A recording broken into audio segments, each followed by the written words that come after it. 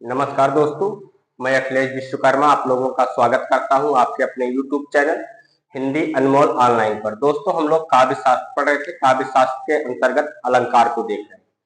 अलंकार में हम लोग शब्द अलंकार को देख रहे हैं। शब्द अलंकार में आज हम लोग देखेंगे विपथा अलंकार। विपथा का मतलब होता है इच्छा रहित, बिना इच्छा की। बी का मतलब होता है रहित, इप्सा का मतलब होता है इच्छा। तो बिना इच्छा के जो कार्य किया जाए वहां पर कौन सा अलंकार होता है? विपथा अलंकार होता है। आज की क्लास संख्या 23 है। चलिए शुरू करते हैं आज की क्लास और देखते हैं विपथा अलंकार को। हेडिंग डाल लीजिए विपथा अलंकार।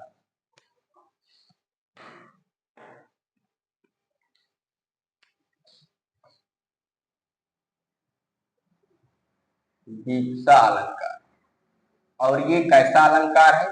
ये शब्द अलंकार है। तो सभी हम लोग अभी शब्द अलंकार को देख रहे हैं, अभी अर्थ अलंकार की ओर नहीं पहुंचे हैं। ठीक, तो विपथा बना कैसे है? बी धन ईप्सा। बी का मतलब क्या होता है? रहित। ईप्सा का मतलब होता है इच्छा। चलिए परिभाषा लिखते हैं। जहां बिना इच्छा के, जहां बिना इच्छा के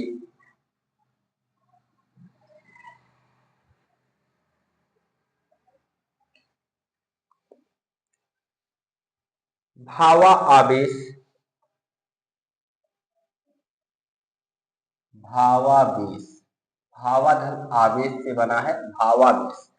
भावावेश में संज्ञा या में संज्ञा या विस्मयादि बोधक,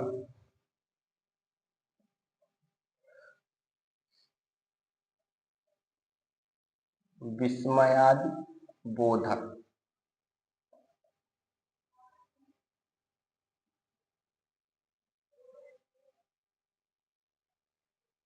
जहां बिना इच्छा के भावावेश में संज्ञा या विस्मयादि बोधक शब्दों की बार बार, शब्दों की बार बार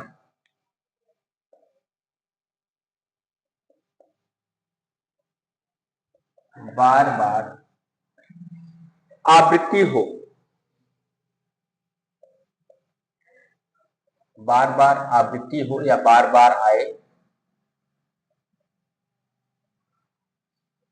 वहां विपथा अलंकार होता है। वहां विपथा अलंकार होता है।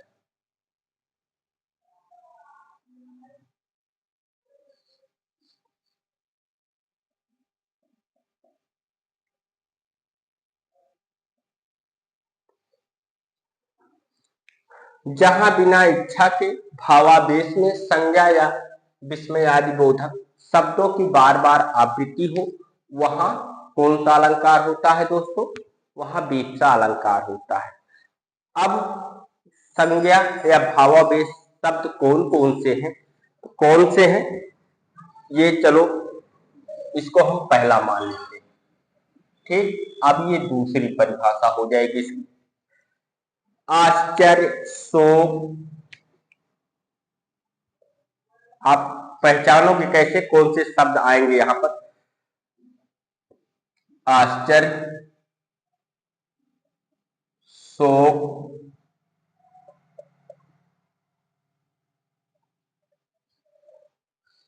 घृणा, क्रोध, घृणा, क्रोध,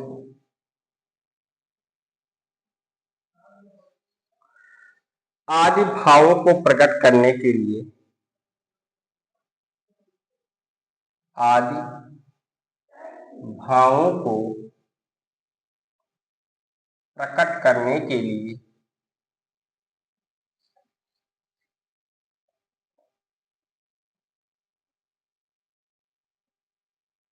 आदि भाव को प्रकट करने के लिए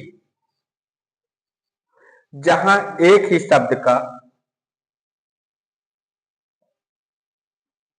जहां एक ही शब्द का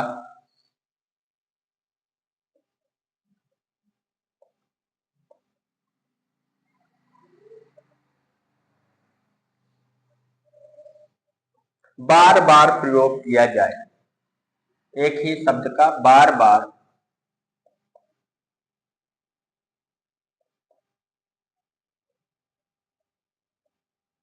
प्रयोग किया जाए,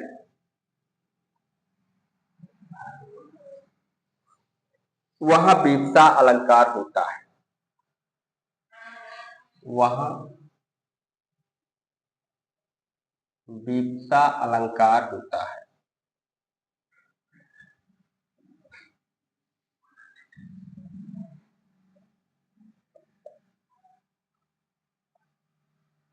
होता है आश्चर्य, शोक, घृणा, क्रोध आदि भावों को प्रकट करने के लिए जहां एक ही शब्द का बार बार प्रयोग किया जाए, वहां कौन सा अलंकार होता है दोस्तों? विवक्षा अलंकार होता है। यहां तक आपको समझ में आया? पहली परिभाषा हमने देखी, जहां बिना इच्छा के भावावेश में संज्ञा या विस्मयादिबोधक शब्दों की बार बार आवृत्ति हो, वहां विवक्षा अलंकार होता है।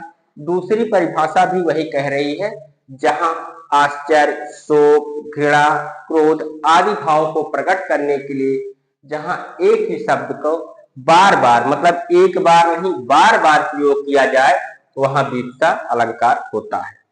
उदाहरण लिख लीजिए। उदाहरण,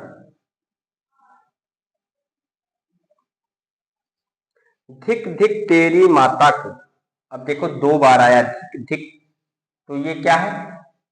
यहां पर कौन सा अलंकार हो जाएगा? विवक्षा अलंकार। धिक धिक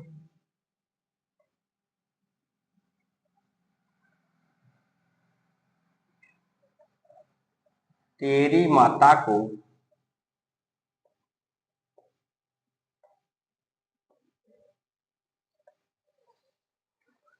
जन्म दिया ऐसे नाता को, जन्म दिया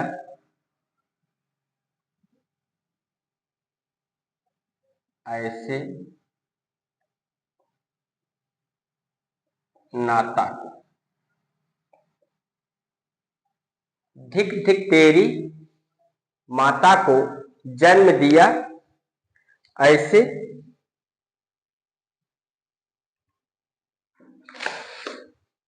नाता को नहीं होना चाहिए, यहां त्राता को होना चाहिए।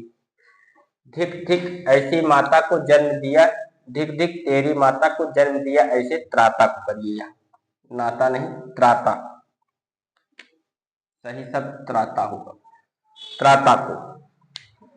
तो यहां पर देखिए धिक धिक मतलब घृणा भरे शब्द का प्रयोग किया गया है, और कितनी बार? दो बार प्रयोग किया गया, मतलब बार बार प्रयोग किया गया। तो यहां पर कौन सा अलंकार होगा? विवक्षा अलंकार हो जाएगा। दूसरा उदाहरण, लाज न आवत आपको, लाज न आवत आपको, दौड़े आयु नाथ,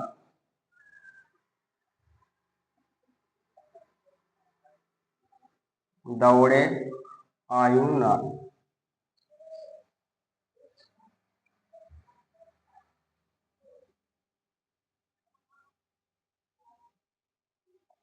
लाज न आवत आपको, दौड़े आयु नाथ। धिक धिक ऐसे प्रेम को,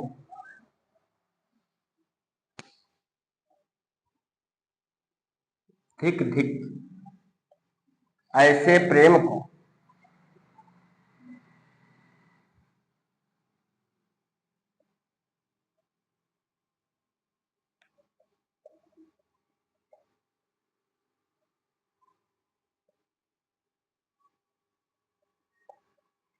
धिक धिक ऐसे प्रेम को कहाँ हो नाथ।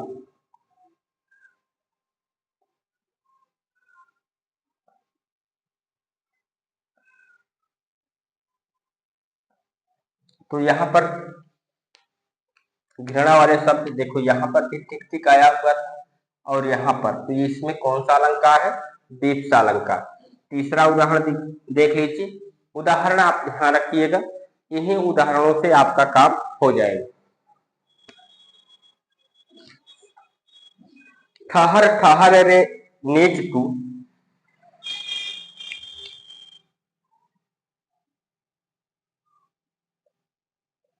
ठहर ठहर अरे नीच तू, बच नहीं पाएगा, बच नहीं, यहाँ देखो क्रोध वाली बात हो रही है।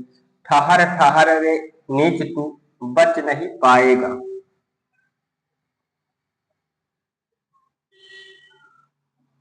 आगे की पंक्ति क्या है? अपने कर्मों की खेती का, अपने कर्मों की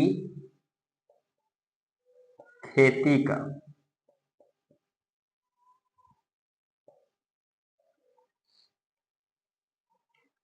दुष्फल अब तू पाएगा, दुष्फल अब तू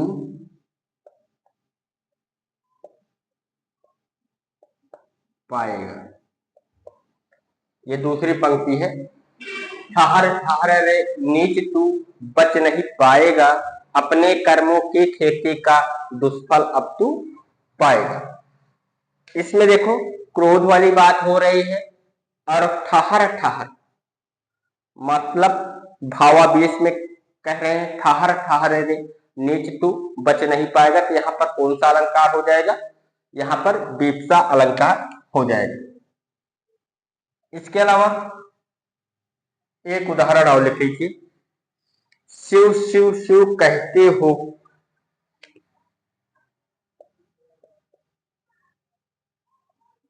शिव शिव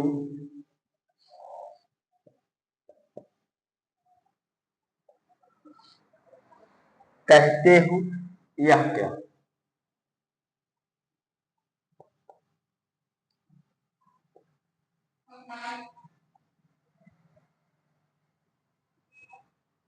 चलो आगे की लाइन छोड़ दो, कोई काम नहीं। यहाँ शिव शिव शिव से ही आप लोगों को पकड़ में आ जाएगा कि कौन सा अलंकार है, बीप्सा अलंकार है। चलिए एक बार फिर से समझ लेते हैं। बीप्सा अलंकार की बात करें, जहां बिना इच्छा के भावावेश में संज्ञा या विस्मादि बोधक शब्दों की बार बार आवृत्ति हो। किसकी? विस्मादि बोधक शब्दों की। जहां पर आश्चर्य वाली बात हो, शोक वाली, घृणा वाली या क्रोध वाली बात हो, और वहां पर क्या होगा? बार बार आवृत्ति होगी, तो वहां कौन सा अलंकार होगा? बीप्सा अलंकार। हमने क्या देखा? जहां बिना इच्छा के भावावेश में संज्ञा या विस्मादि बोधक शब्दों की बार बार आवृत्ति हो, वहां बीप्सा अलंकार होता है। आश्चर्य, शोक, घृणा, क्रोध आदि भावों को प्रकट करने के लिए जहां एक ही शब्द का बार बार प्रयोग किया जाए, वहां बीप्सा अलंकार होता है। तो जैसे धिक क्या है? ये घृणा वाले शब्द हैं, लेकिन प्रयोग बार बार हो रहा है, तो यहाँ पर कौन सा होगा? बीप्सा अलंकार हो जाएगा। धिक धिक तेरी माता को, जन्म दिया ऐसे त्राता को। दूसरा उदाहरण हमने देखा, लाज न आवत आपको, दौड़े आयु नाथ, धिक धिक ऐसे प्रेम को कहाँ हो नाथ। तो यहाँ पर भी घृणा वाली बात हुई, धिक धिक शब्द दो बार आया। फिर ठहर ठहर रे नीच, यहाँ क्या हो रहा है? क्रोध हो रहा, लेकिन ठहर शब्द कितनी बार आया? कि आवृत्ति दो बार हुई, मतलब बार बार हुई। तो यहाँ पर कौन सा अलंकार होगा? बीप्सा। और पद क्या है? ठहर ठहर रे नीच तू नहीं बच पाएगा, अपने कर्मों की खेती का दुष्फल अब पाएगा। यहाँ शिव शिव शिव कहते हो, यह क्या, देखो शिव शिव शिव, यहाँ क्या हो रहा है, यहाँ पर शोक की बात कर रहे हैं, तो यहाँ पर कौन सा अलंकार हो जाएगा, यहाँ पर हो जाएगा आपका बीपसा अलंकार, क्योंकि शिव शिव शिव शब्द की आवृत्ति क्या हो रही है, बार बार हो रही है। तो चलिए दोस्तों लिख लीजिए, उसके बाद फिर आगे बढ़ते हैं।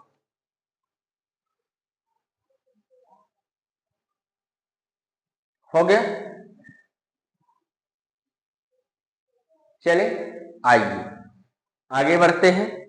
अब अगला अलंकार हमारे पास जो है वो है पुनरुक्ति प्रकाश अलंकार।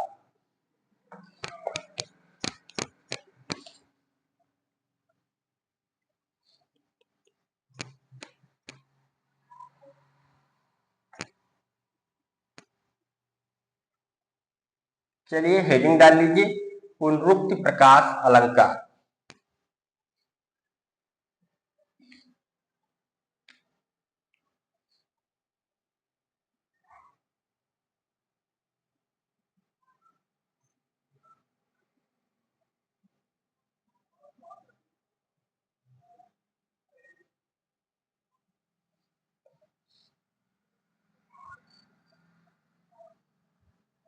पुनरुक्ति प्रकाश अलंकार,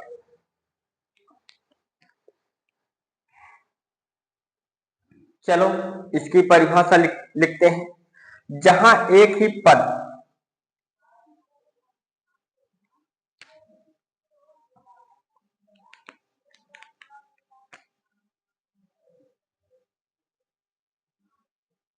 जहां एक ही पद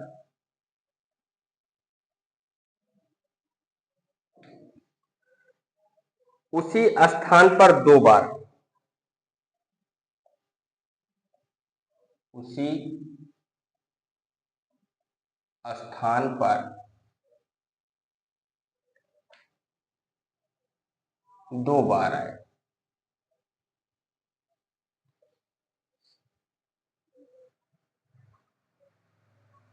जहां एक ही पद उसी स्थान पर दो बार आए तथा उनका अर्थ वही रहे,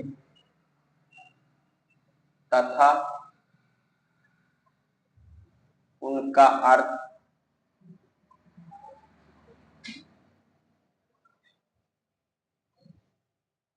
वही रहे, वह पुनरुक्ति प्रकाश अलंकार होता है। वह पुनरुक्ति प्रकाश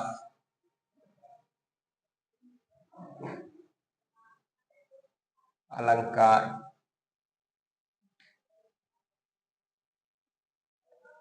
होता है।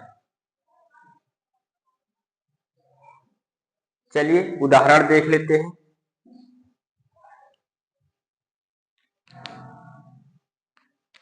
उदाहरण,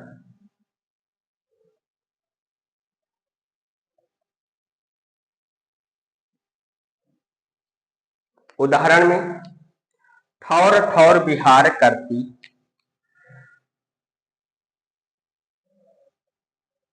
ठौर ठौर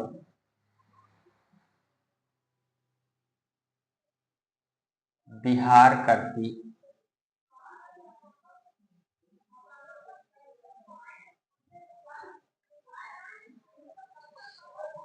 सुंदरी सुर नारियां,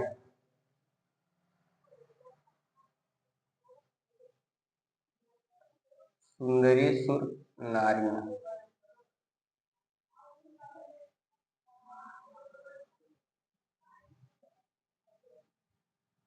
ठौर ठौर शब्द का दो बार प्रयोग हुआ, लेकिन अर्थ क्या होगा, ठौर का अर्थ होता है स्थान, और दोबारा जो ठौर आया उसका भी अर्थ क्या हो रहा है, स्थान। तो स्थान स्थान का विहार करती सुंदर सुरी सुंदर सुर नारियां। तो यहाँ पर दोनों पद जो आए हैं उनका अर्थ समान है, यहाँ पर अर्थ नहीं बदल रहा, और सबसे प्रसिद्ध जो उदाहरण है परीक्षा में जो आपसे पूछा जाता है वो क्या है, करत करत अभ्यास से जड़मति होत सुजा।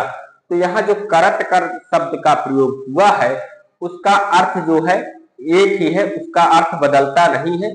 तो यहाँ पर कौन सा होता है, पूर्वोक्त प्रकाश अलंकार होता है। तो दूसरे उदाहरण के रूप में यही आप लोग लिख लीजिए, करत करत अभ्यास,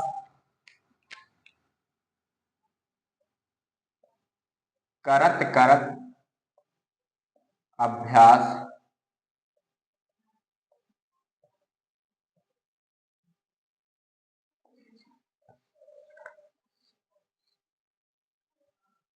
करत करत अभ्यास से जड़मति होत सुजान, जड़मति होत सुजान।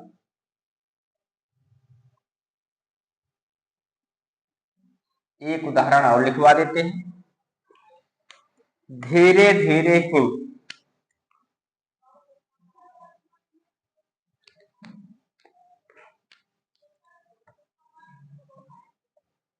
धीरे धीरे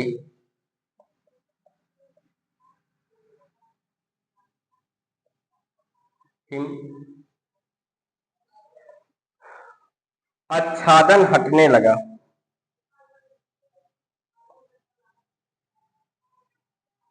आच्छादन हटने लगा।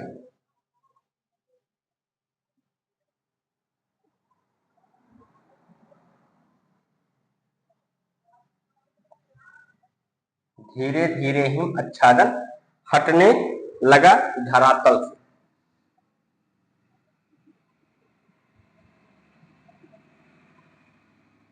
तो यहाँ पर जो शब्द आए हैं, ठौर ठौर, करत करत, धीरे धीरे, ठौर ठौर का अर्थ भी समान रहेगा, स्थान स्थान, करत करत मतलब करते करते, अभ्यास करते करते क्या होता है, जड़मति मतलब एकदम जड़ बुद्धि क्या हो जाती है, वो भी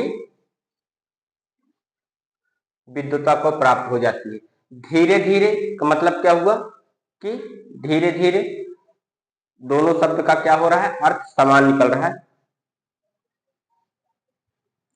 तो यहाँ पर ये शब्द दोनों का क्या हो रहा है, अर्थ समान है। तो यहाँ पर कौन सा हो जाएगा, पूर्वोक्त प्रकाश अलंकार हो जाएगा। अगला अलंकार है चित्रालंकार, इसी में आ जाएगा। चलो कर लेते हैं चित्रालंकार, चित्र अलंकार। जहां एक समय ध्वनि वाले, जहां एक समान ध्वनि वाले, जहां एक समान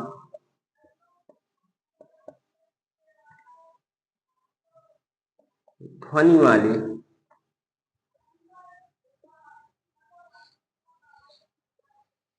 शब्दों का प्रयोग, शब्दों का प्रयोग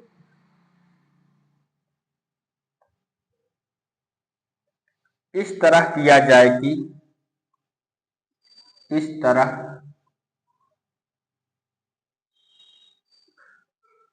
किया जाए कि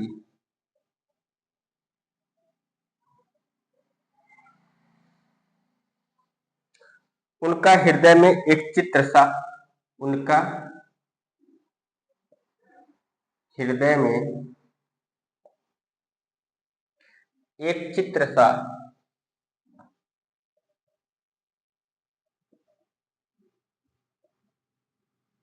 एक चित्र सा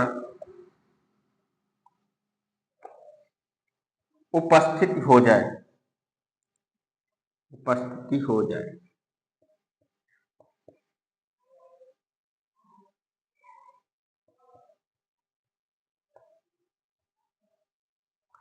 जहां एक समान ध्वनि वाले शब्दों का प्रयोग इस तरह किया जाए कि उनका हृदय, उनका हृदय में एक चित्र सा उपस्थित हो जाए, वह चित्र अलंकार होता है, वह चित्र अलंकार होता है। अब यहाँ पर आपके हृदय में उपस्थित होगा कि नहीं होगा, एक उदाहरण हम करवा देते हैं। ठीक, वह चित्र अलंकार होता है।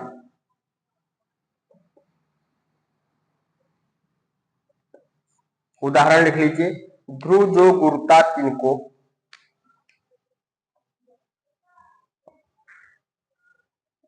उदाहरण,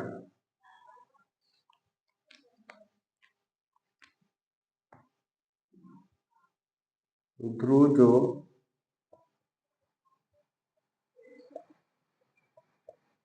गुरुता तिनको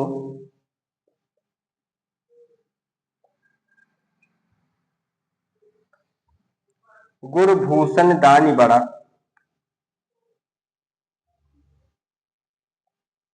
गुरभूषण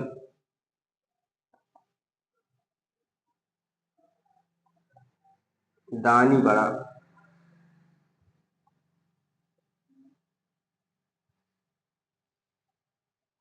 गिरजा पीऊ है।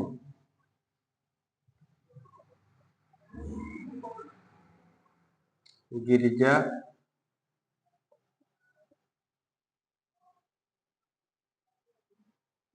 पीऊ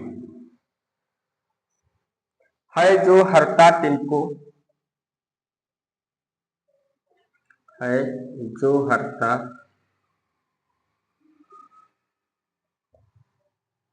तिनको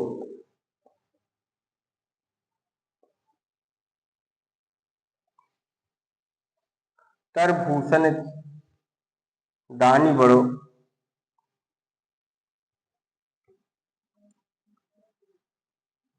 तरभूषण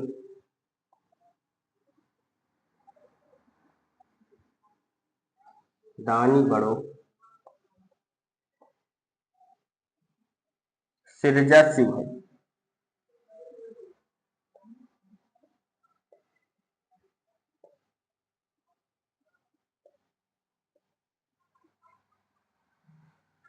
लो, ये हो गया चित्र अलंकार का उदाहरण। ध्रुव जो गुरता तिनको गुरभूषण दानी बड़ा गिरजा पीऊ है जो हरता तिनको तरभूषण दानी बड़ो सिरजा शिव। तो इस पर हमने दो अलंकार देखे हैं इस पेज पर। पहला पुंडरीक प्रकाश अलंकार, ये महत्वपूर्ण है, इसको ध्यान रखिएगा। जहां एक ही पद उसी स्थान पर दो बार आए तथा उनका अर्थ जो है वही रहे, तो वहां क्या होगा, पुनरुक्ति प्रकाश अलंकार होगा। उदाहरण, ठौर ठौर विहार करते सुंदरी सुर नारियां। यहाँ पर ठौर ठौर शब्द क्या है, दो बार आया है, लेकिन दोनों का अर्थ क्या है, समान है, अर्थ बदल नहीं रहा। यदि अर्थ बदल जाता तो क्या होता, यमक अलंकार हो जाता। करत करत अभ्यास से जड़मति होत सुजान। यहाँ पर करत करत शब्द दो बार आया है, लेकिन दोनों का अर्थ समान है, वहां पर अर्थ में कोई परिवर्तन नहीं होगा। धीरे धीरे हिम आच्छादन हटने लगा धरातल से। तो यहाँ पर धीरे धीरे शब्द का जो अर्थ लिया जा रहा है वो क्या है, वही अर्थ रहेगा, दोनों का समान अर्थ रहेगा, वहां पर अर्थ नहीं बदलेगा। तो वहां पर कौन सा हो जाएगा, पुनरुक्ति प्रकाश अलंकार हो जाएगा। उसके बाद हमने देखा चित्रा अलंकार, जहां एक समान ध्वनि वाले शब्दों का प्रयोग इस तरह किया जाए कि उनका हृदय में एक चित्र सा उपस्थित हो जाए, वह चित्र अलंकार होता है या चित्रा अलंकार होता है। यहां चित्रा कर लीजिए, वह चित्रा अलंकार होता है। चलो, चाहे चित्र हो या चित्रा, दोनों एक ही शब्द है। कभी चित्र पूछ सकता है, कभी चित्रा पूछ सकता है। ठीक, उदाहरण, ध्रुव जो गुरता तिनको गुरभूषण दानी बड़ा गिरजा शिव है जो हरता तिनको तर भूषण दानी बड़ो सिरजा शिव है। तो यहाँ पर क्या होगा, इस पद को पढ़ने के बाद आपके हृदय में एक चित्र उपस्थित हो जाएगा, वहां पर कौन सा अलंकार है, चित्रा अलंकार होगा। चलिए लिख लीजिए, उसके बाद फिर आगे बढ़ते हैं।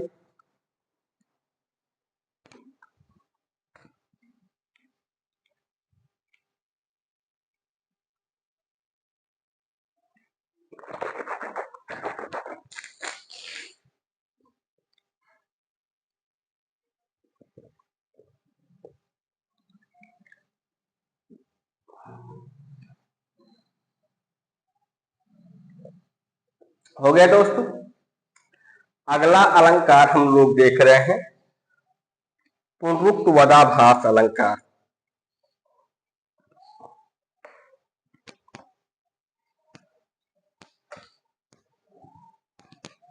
यहां पर क्या होता है, पर्यायवाची शब्दों के माध्यम से पुनरुक्त की जाती है। मतलब कि दो शब्द होंगे, दोनों का क्या होगा, अर्थ अलग अलग होगा, लेकिन उसके पर्यायवाची शब्द को रखा जाएगा।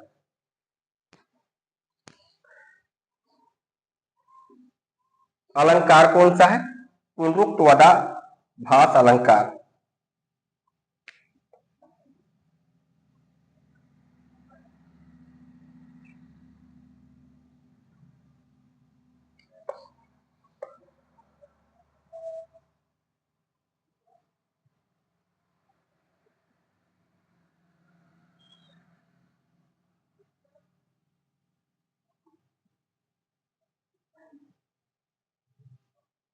चलो इसको देखते हैं। जहां पर्यायवाची शब्द के माध्यम से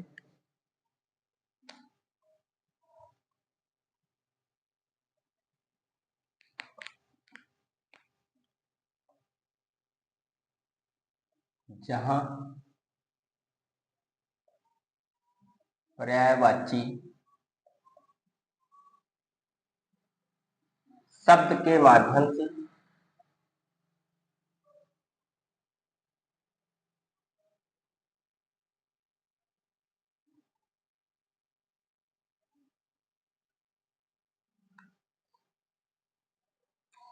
पुनरुक्ति का आभास हो।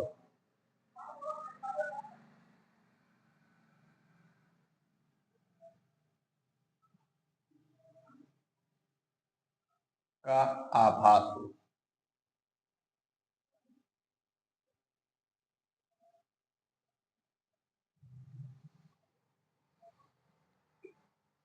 किंतु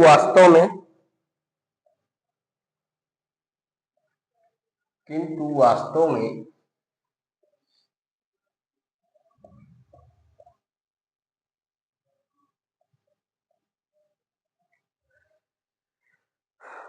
पुनरुक्ति नहीं हो।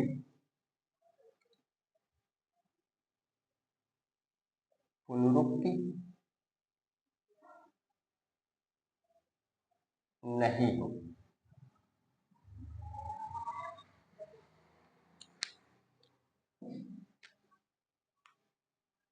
दूसरा,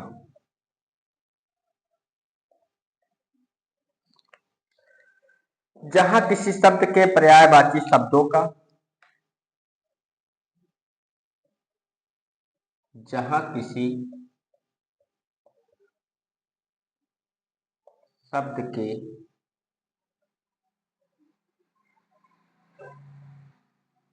पर्यायवाची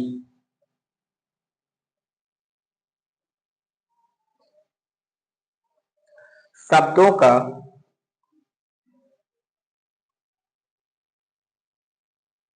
उसी क्षण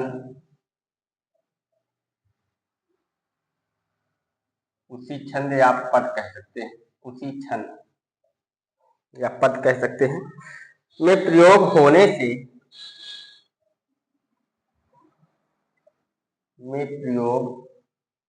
होने से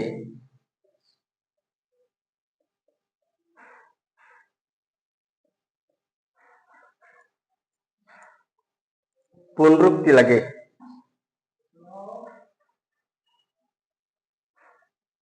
पुनरुक्ति लगे।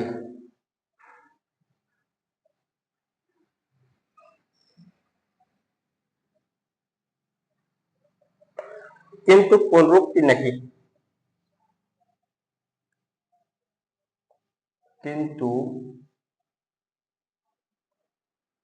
पुनरुक्ति नहीं हो।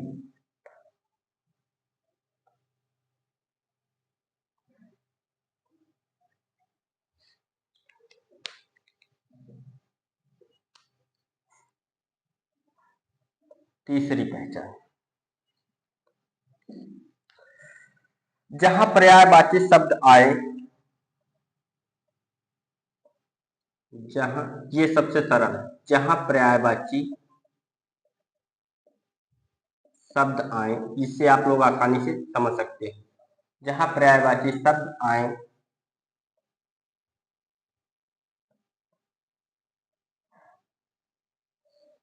तथा उनका अर्थ अलग अलग हो, तथा उनका अर्थ क्या हो, अलग अलग। आ तो रहे हैं पर्यायवाची शब्द, लेकिन अर्थ क्या हो रहा है, अलग अलग हो रहा है। तो वहां पर क्या होगा, पुनरुक्त वदाभास, मतलब पुनरुक्ति की हमें आभास हो रहा कि यहाँ पर पुनरुक्ति हो रही है, लेकिन पुनरुक्ति नहीं होती। जहां पर्यायवाची शब्द आए तथा उनका अर्थ अलग अलग हो,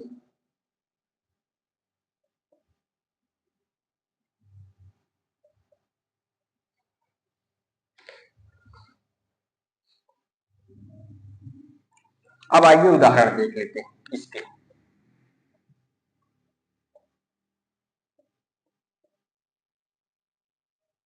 उदाहरण में लिखिए, अली भौर गुंजन लगे,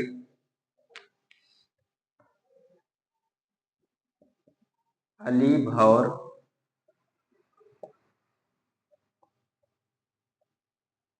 गुंजन लगे,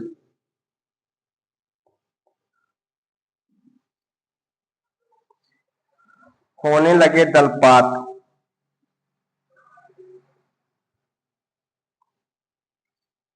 होने लगे दलपात। यहां पर देखो, अली का मतलब भी भावरा होता है, भावर का मतलब भी क्या होता है, भावरा या भ्रमर होता है। लेकिन यहां पर अली का अर्थ क्या हो जाएगा, सखी हो जाएगा, और भावर का अर्थ क्या हो जाएगा, भ्रमर हो जाएगा। तो यहाँ पर पर्यायवाची शब्द तो आए हैं, लेकिन अर्थ क्या हो रहा है, अलग अलग हो रहा है। तो यहाँ पर कौन सा हो जाएगा, पुनरुक्त वदाभास हो जाएगा। तो यहाँ पर क्या हो जाएगा, अली का अर्थ ये हो जाएगा सखी, और यहाँ पर जो भौर है इसका अर्थ क्या हो जाएगा, भ्रमर।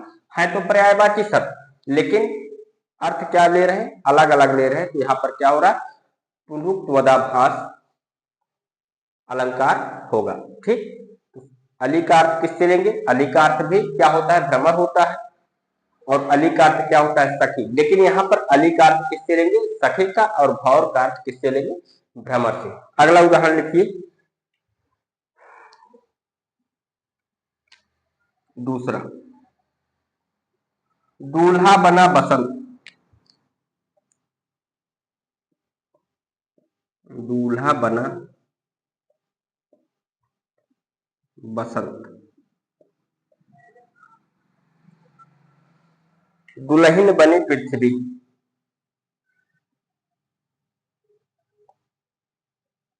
दुल्हन बनी पृथ्वी।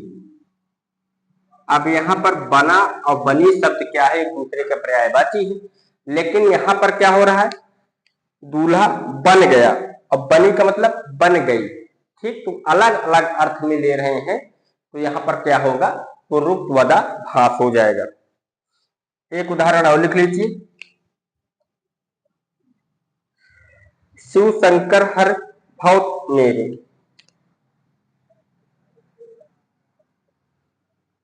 शिव शंकर हर भाव मेरे, भाव मेरे। अब बताइए, शिव अलग है, शंकर अलग है? नहीं, दोनों एक ही है, दोनों की पर्यायवाची शब्द का प्रयोग किया गया है। शिव शंकर हर भाव मेरे, तो यहाँ पर शिव का अर्थ क्या होगा, कल्याण करने वाले शंकर जी। तो यहाँ पर क्या हो जाएगा, इसका अर्थ होगा कल्याण करने वाले, और इसका अर्थ क्या हो जाएगा, शंकर जी या भोलेनाथ। शिव शंकर हर मतलब क्या, हरो, हरण करो, भाव, भाव का मतलब क्या है, दुख।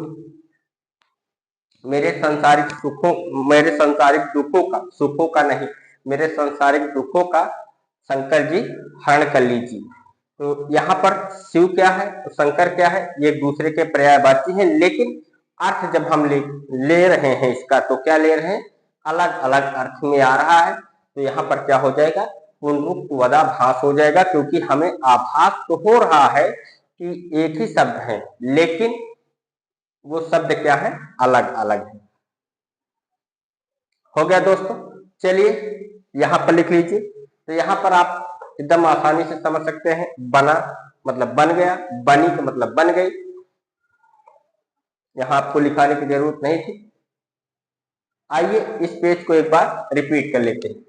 इस पेज पर हम लोग देख रहे हैं पुनरुक्तवदाभास अलंकार, जहां पर्यायवाची शब्द के माध्यम से पुनरुक्ति का आभास हो, किंतु वास्तव में पुनरुक्ति न हो। सही में पुनरुक्ति नहीं हुई है, उसका क्या हो रहा है, अलग अलग ले रहे हैं। जहां किसी शब्द के पर्यायवाची शब्दों का उसी छंद में प्रयोग होने से पुनरुक्ति लगे, किंतु पुनरुक्ति नहीं हो। जहां पर्यायवाची शब्द आए तथा उनका अर्थ अलग अलग हो, तो वहां पर कौन सा अलंकार होता है, पुनरुक्तवदाभास होता है। उदाहरण में अली भौर गुंजन लगे, होने लगा दल पार। यहाँ अली का अर्थ हमने किससे लिया, सखी से लिया। भौर का अर्थ किससे लिए, भ्रमर से लिया। दोनों एक दूसरे के पर्यायवाची हैं। अली का अर्थ भी क्या होता है, भ्रमर होता है, और यहाँ पर भी भौर का अर्थ भी भ्रमर होता है। लेकिन लग तो ऐसे रहा कि दोनों एक हैं, लेकिन एक नहीं। यहाँ अली का अर्थ सखी से है और भौर का अर्थ किससे है, भ्रमर से है। दूल्हा बना बसंत, दुल्हन बनी पृथ्वी। तीसरा उदाहरण हमने देखा, शिव शंकर हर भव मेरे। चलिए लिख लीजिए, उसके बाद फिर आगे बढ़ते हैं।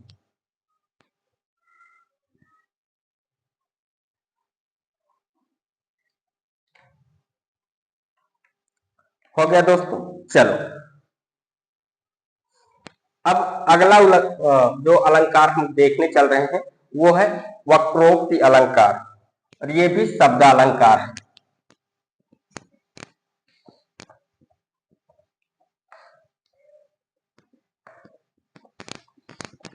अगला अलंकार कौन सा देख रहे हैं, वक्रोक्ति अलंकार।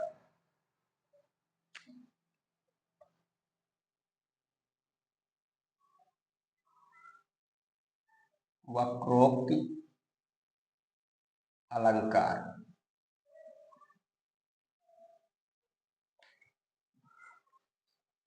जहां वक्ता के कथन का श्रोता द्वारा, जहां वक्ता के कथन का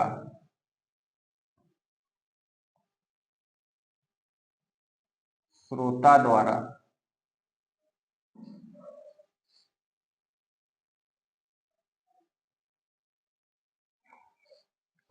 जानबूझकर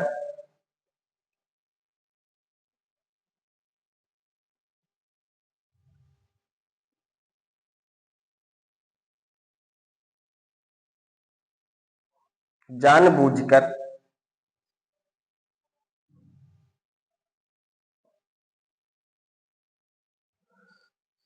वक्ता के आशय से भिन्न, वक्ता के आशय से भिन्न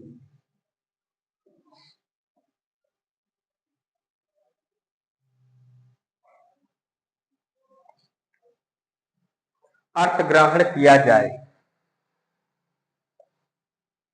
अर्थ ग्रहण किया जाए, वहां वक्रोक्ति अलंकार होता है। वहां वक्रोक्ति अलंकार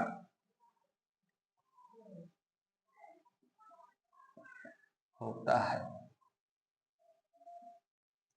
जहां वक्ता के कथन का श्रोता द्वारा जानबूझकर, मतलब जानते हुए कि क्या कह रहा है वक्ता, लेकिन उसको जानबूझकर अलग आशय में ले ले, अलग विचारधारा की ओर ले जाएं, तो वहां पर क्या होता है, वहां पर वक्रोक्ति अलंकार होता है। मतलब अलग अर्थ में ग्रहण कर ले उसको, श्रोता जो है उसको अलग अर्थ में ग्रहण करता है, तो वहां पर वक्रोक्ति अलंकार हो जाता है। उदाहरण कौन सा है? उदाहरण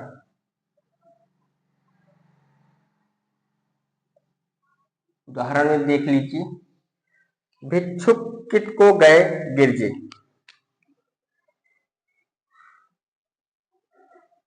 भिक्षुक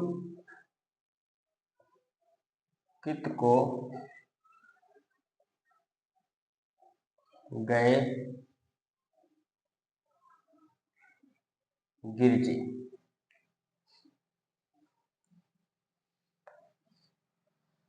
सो तो मागन बलि द्वार गए गयोरी। भिक्षुक कित को गए गिरजे, सो तो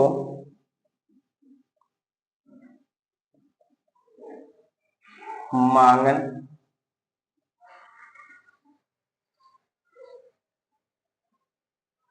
बलि द्वार गयो री। यहाँ पर लक्ष्मी जी आकर के पार्वती से कहती हैं कि वो जो भिखारी की तरह वेशभूषा बनाकर रखते हैं वो किधर गए, मतलब अर्थात शिव जी कहाँ गए हैं।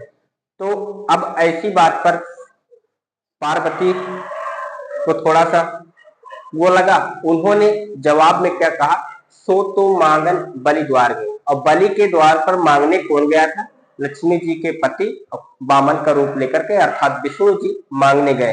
तो यहाँ पर कहा लक्ष्मी जी ने किसके लिए? शिव के लिए। लेकिन पार्वती ने किस पर कर दिया? वो कर दिए विष्णु पर, विष्णु भगवान पर।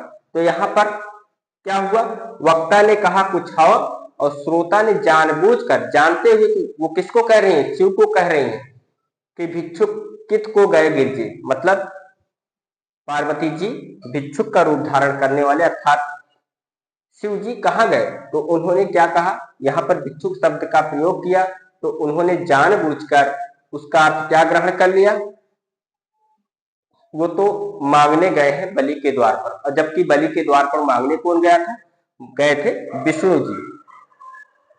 अगला उदाहरण, यहाँ पर क्या हुआ, जानबूझकर वक्ता के आशय को अलग अर्थ में ग्रहण कर लिया गया। तो यहाँ पर कौन सा हो गया? वक्रोक्ति अलंकार हो गया। दूसरा उदाहरण, पशुपाल कहाँ गए सजनी।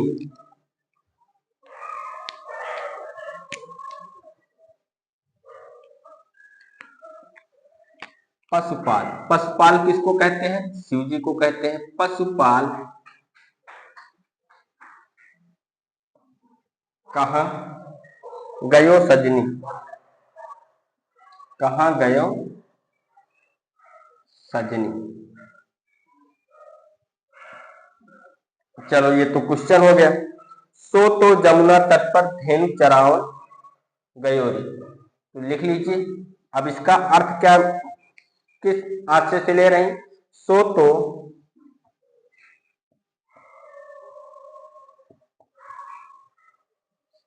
जमुना तट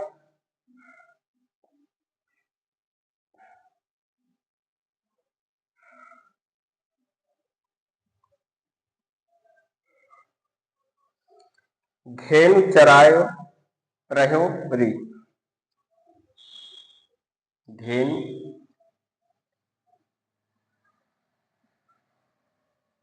चराय रहो जी, रहो री।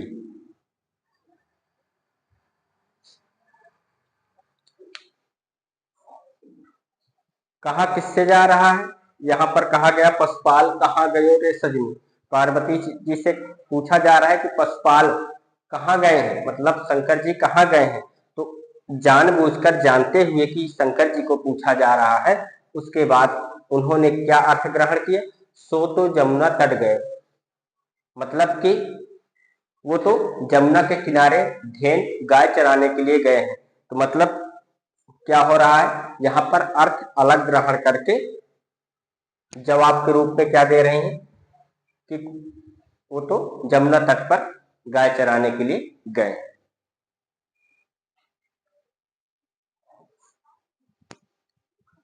हो गया दोस्तों। अब वक्रोक्त के भेद को भी देख लेते हैं। वक्रोक्ति के भेद,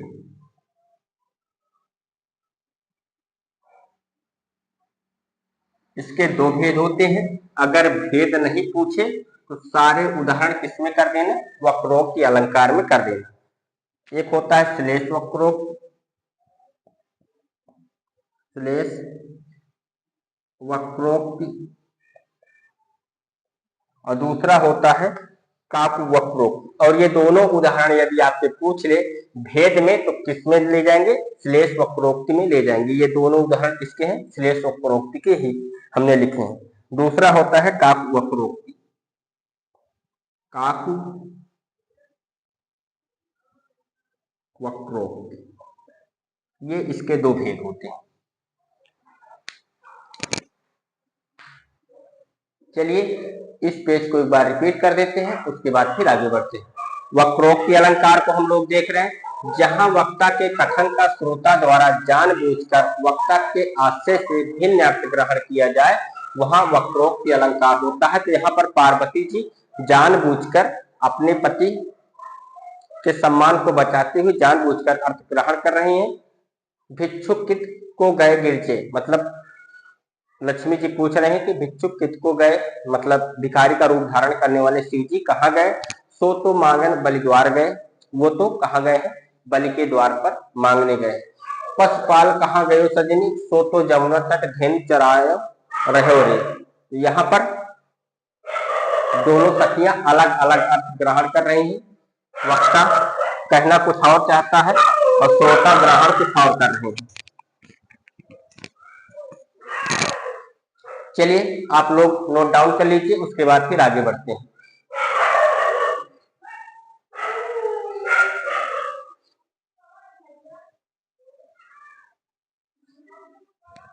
अगला आइए श्लेष वक्रोक्त की परिभाषा को देख लें और उसके एक दो उदाहरण को और देख लेते हैं।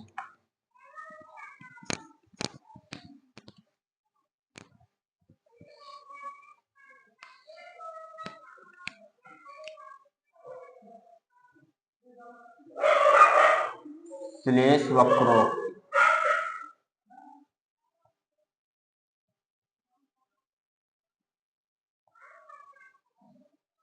जहां किसी पद विशेष के कारण, जहां किसी पद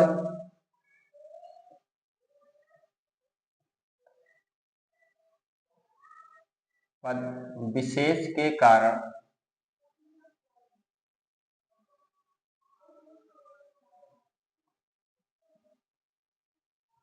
जहां किसी पद विशेष के कारण वक्ता के कथन का श्रोता द्वारा, वक्ता के कथन का श्रोता द्वारा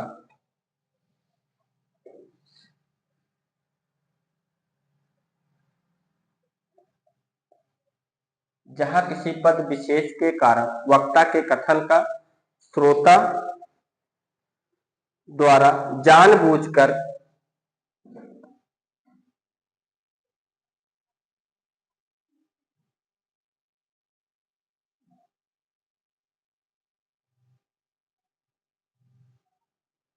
जानबूझकर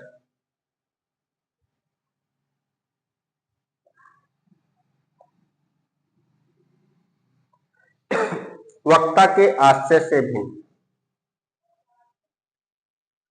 वक्ता के आशय से भिन्न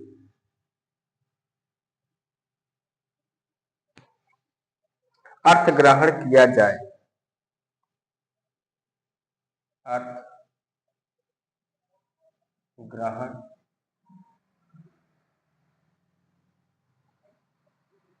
किया जाए, वहां श्लेष वक्रोक्ति अलंकार होता है।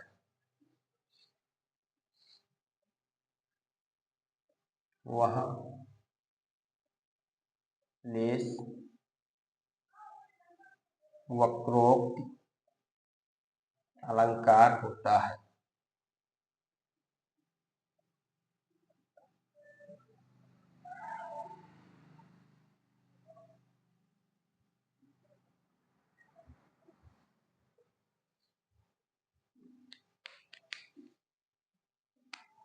पहचान क्या होगी इसकी?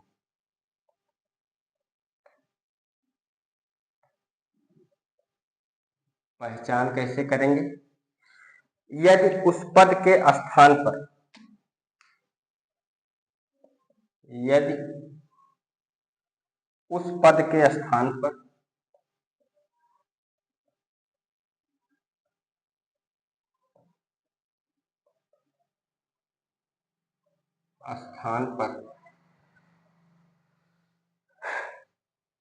उसकी पर्यायवाची रख दिया जाएगा, उसकी पर्यायवाची रख दिया जाएगा,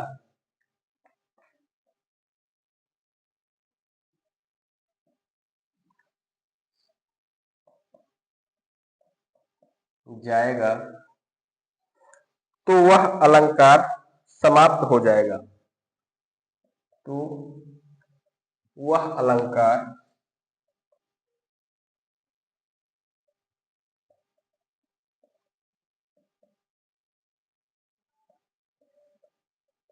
समाप्त हो जाएगा।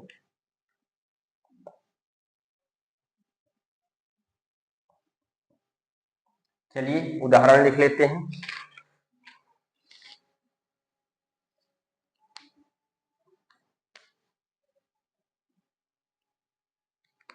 देख एक कबूतर हाथ में, देख एक कबूतर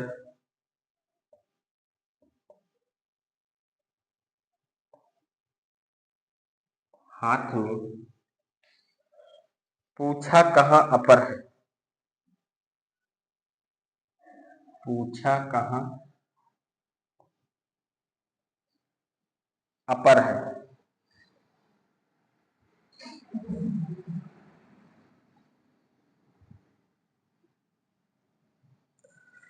छोड़ उसे कह दिया, छोड़ उसे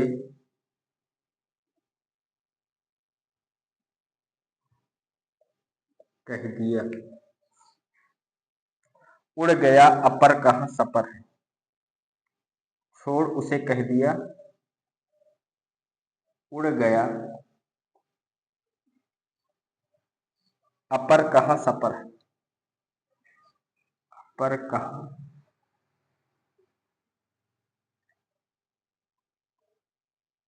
सपर है।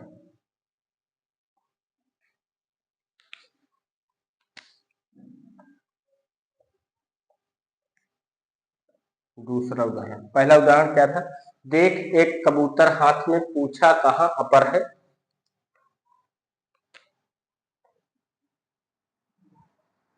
छोड़ उसे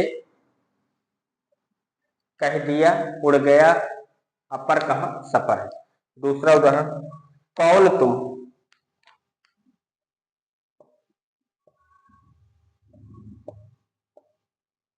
कौन तुम, है हरि हम, है हरि हम। तो बसो कानन पर, तो बसो कानन पर। नहीं घनश्याम प्रिय, नहीं घनश्याम प्रिय।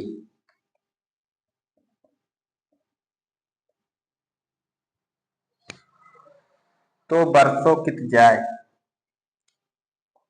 तो बरसों कित जाए।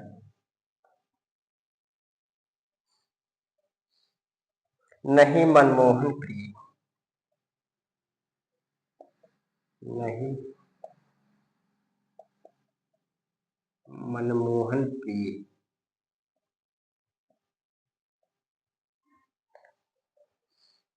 फिर काहे पटोलत पाए,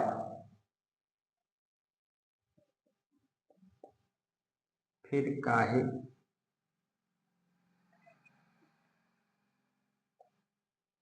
पलूटत पाए।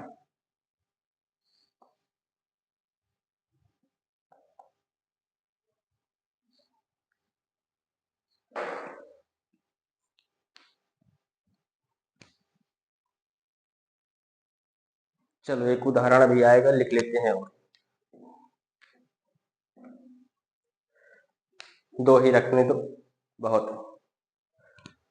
हमने देखा श्लेषवक्रोक्त, जहां किसी पद विशेष के कारण वक्ता के कथन का श्रोता द्वारा जानबूझकर वक्ता के आशय से भिन्न अर्थ ग्रहण किया जाए, वहां श्लेषवक्रोक्त अलंकार होता है। यदि उस पद के स्थान पर उसकी पर्यायवाची रख दिया जाएगा तो वह अलंकार समाप्त हो जाता है। देख एक कबूतर हाथ में, पूछा कहाँ अपर है, छोड़ दिया उड़ गया, छोड़ दिया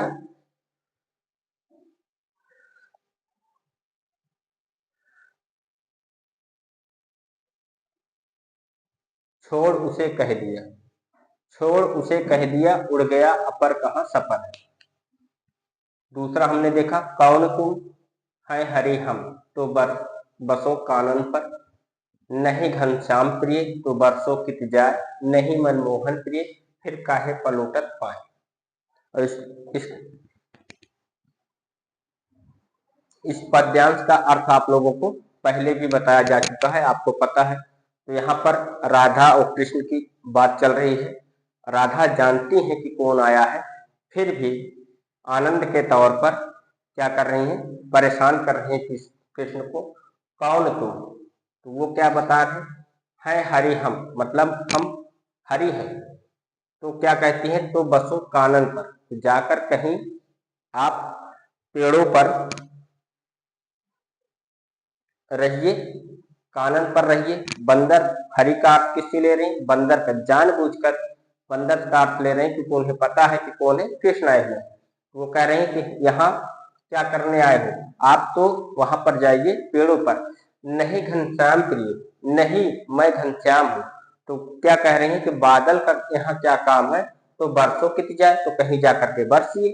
नहीं मनमोहन प्रिय, नहीं मैं मनमोहन हूँ, तो यहाँ क्या कर रहे हो आप, क्यों अपना पाँव यहाँ पलोटन कर रहे हो। चलो हो गया दोस्तों, लिख लिया। आइए अब काकु वक्रोक्ति को भी देख लेते हैं।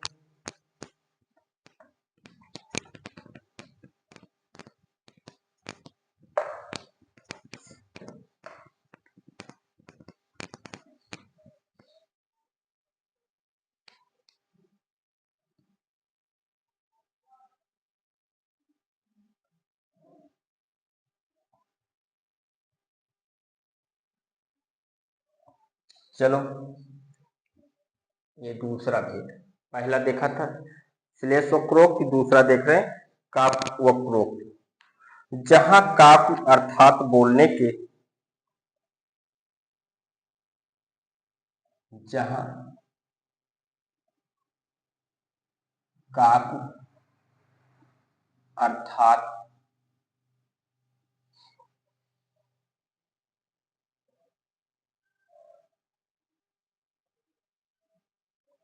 बोलने के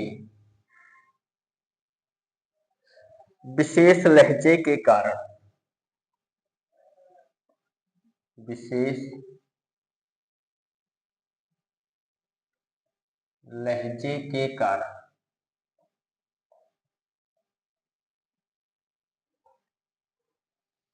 अलग अर्थ ध्वनित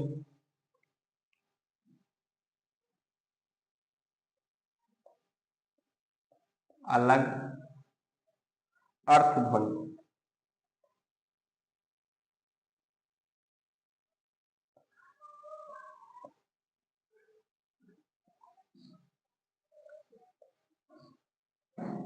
ध्वनित या प्रकट, यहाँ पर अलग अर्थ प्रकट हो। वह काव्य वक्रों की अलंकार होता है। वह काव्य वक्रों की अलंकार होता है।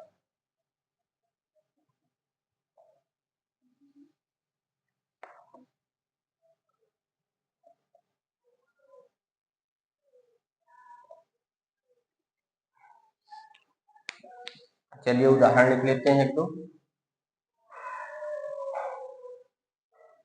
उदाहरण,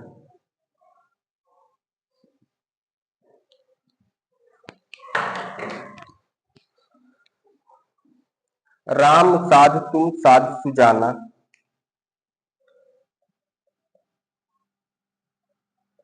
राम साध तुम साध सुजाना।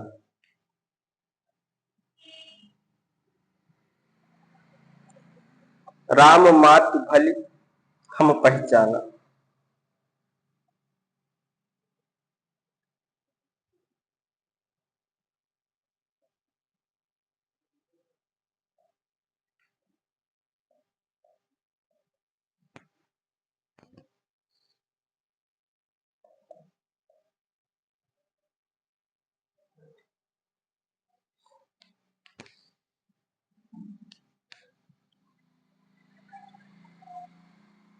मैं सुकुमारे नाथ बन जोगू। मैं सुकुमारी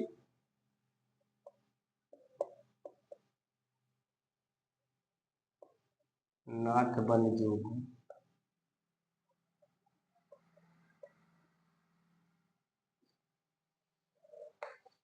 तुम्हें उचित तप मोहकै भोगू।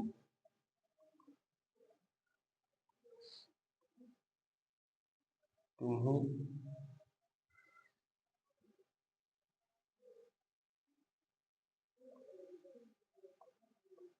उचित तप मोहकै भोगू। मैं सुकुमारी नाथ बन जोगू। तुम्हें उचित तप मोहकै भोगू।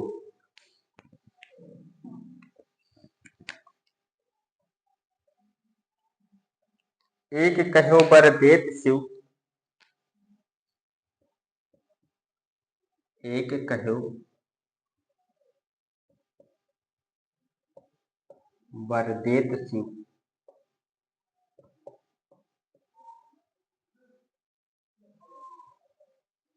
भाव चाहिए मित।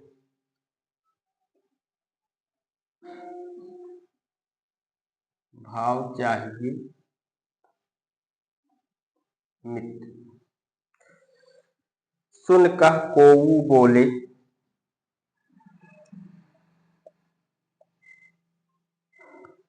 सुन कह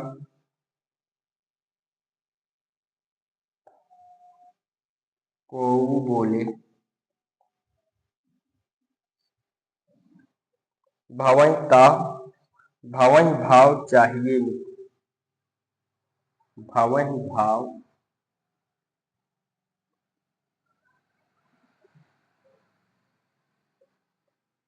चाहिए मित।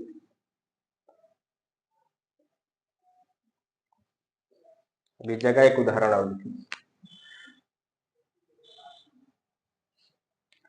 आए हूं मधुमास के।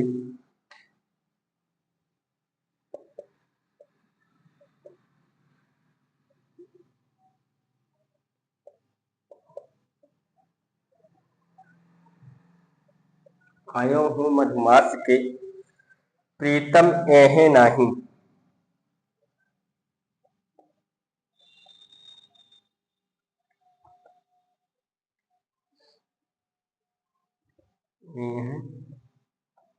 नहीं। आया हूं मधुमास के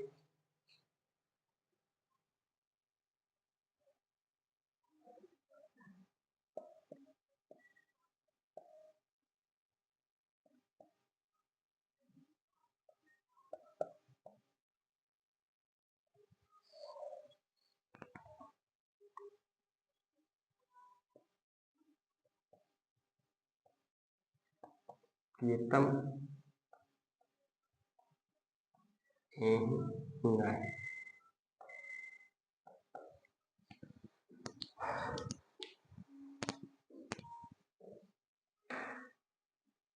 हमने वक्रोक्ति अलंकार के दो भेद किए थे। श्लेष वक्रोक्ति, इस पेज पर हम देख रहे हैं काकु वक्रोक्ति, जहां काकु अर्थात बोलने के विशेष लहजे के कारण अलग अर्थ ध्वनित प्रकट हो, वहां काकु अलंकार होता है। उदाहरण, राम साधु तू साधु सुजाना, राम मातु भली हम पहचाना। मैं सुकुमारी नाथ बन जोगू, तुम्हें उचित तप मोहकै भोगू। एक कहीं बर देत शिव, भाव चाहिए मित।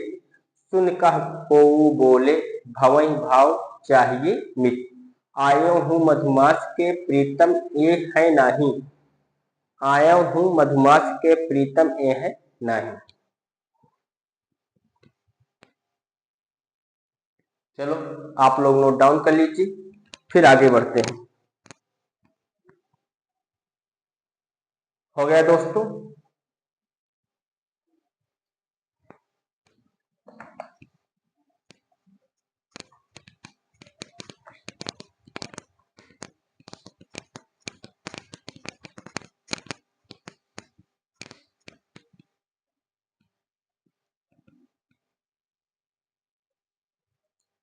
चलो यहाँ पर शब्दालंकार समाप्त हुआ।